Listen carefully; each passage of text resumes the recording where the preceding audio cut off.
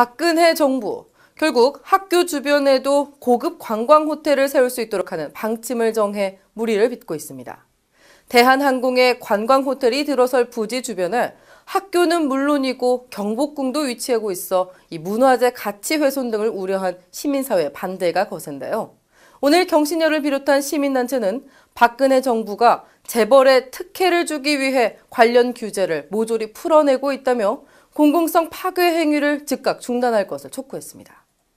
이제 송현동 구미 대사관 숙소부지 같은 경우에는 아시겠지만 이 관광진흥법 개정을 통해 가지고 규제가 풀릴 경우에 받는 수혜기업이 딱 정해져 있습니다. 대한항공이라는 회사가 명백하고 어떻게 보면 이 한 회사를 위해서 우리가 보존해야 될 역사 문화적 가치를 파괴하면서까지 지금 규제를 철폐하려고 하고 있다는 것입니다. 이러한 장소에 대해서 어떻게 보면 주변 주민이라든지 학교 그리고 국회, 시민사회에 대한 일체의 의견 한 번 수렴 없이 일방적으로 밀어붙이고 있다라는 점에서 저희가 오늘 이 자리에 서지 않을 수 없었던 이유입니다. 노동부가 지난달 청소년 아르바이트 고용 사업장에 대한 집중 근로감독 결과를 발표했습니다.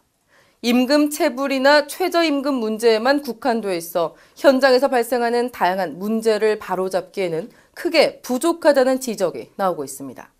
특히 근무표를 조작해 알바 수당을 깎거나 부당해고 등을 일삼는 대기업 프랜차이즈에 대한 특별 근로감독이 필요하다는 목소리가 아주 높은데요. 오늘 알바노조는 대기업 프랜차이즈들의 노동법 위반 행태를 폭로했습니다. 일주일에 5번을 일하는 친구가 있습니다.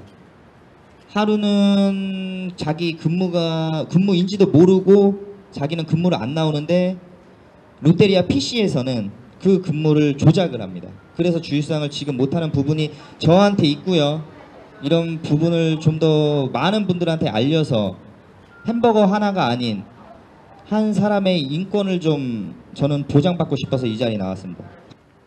서류상으로 보면 문제가 없습니다. 그런데 알바 노동자는 모르게 자기의 한 달에 2주간의 주휴수당이 체불되어 있었습니다.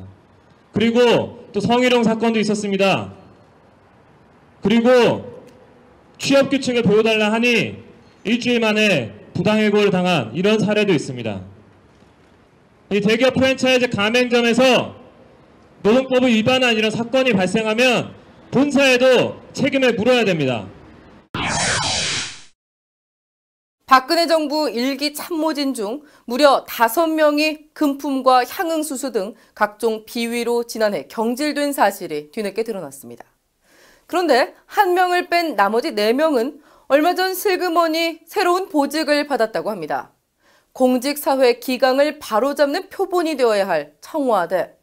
오히려 비위 불감증에 젖어 있다는 비판을 받고 있는데요.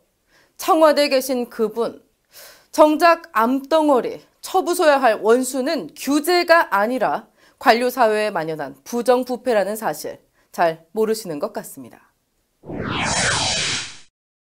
국정원이 간첩사건 증거 조작에 조직적으로 개입한 정황이 속속 드러나고 있지만 정작 윗선은 밝히지도 못한 채 수사가 마무리될 것이라는 전망이 나오고 있습니다. 남재준 국정원장의 경질을 요구하는 시민사회의 목소리 갈수록 높아지고 있는데요. 오늘 44개 시민사회단체 남재준 국정원장의 파면을 촉구하는 평일 야간 촛불행진을 벌였습니다. 헌재의 야간 시위 한정위헌 결정 이후 처음 열리는 야간 집회 현장, 고발뉴스가 다녀왔습니다. 경찰들이 달려들어서 자신들의 사다리를 저희가 훔쳐갔다라고 진상을 축소 은폐하고 수사 방해를 한 남재준, 황교안, 김관진 파면하는 겁니다. 이거는 시작에 불과한 것입니다. 한 톨의 불씨가 광야를 태우는 겁니다. 한 톨의 불씨가 됩시다.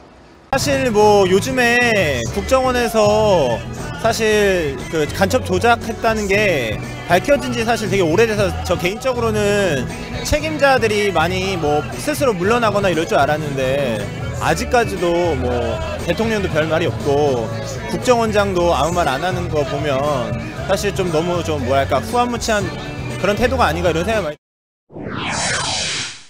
심각한 인권 유린이 자행된 부산 형제복지원 사건이 재조명되고 있습니다.